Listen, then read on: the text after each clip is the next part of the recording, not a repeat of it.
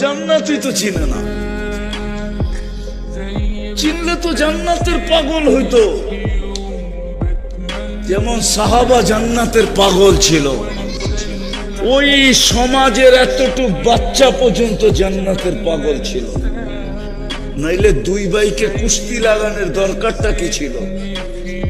কুস্তি তো আল্লাহ রসুল লাগান নাই, উপর থেকে হুকুম আসছে, বন্ধু তামসা দেখেন না, আমিও দেখি, আপনিও দেখেন, উপর থেকে হুকুম আসছে না। বাচ্চাও জান্নাতের পাগল, বড় ভাই গলায় ধরে বলছে তোর জান্নাত হয়ে গেছে, আমার হইলে অসুবিধা কি?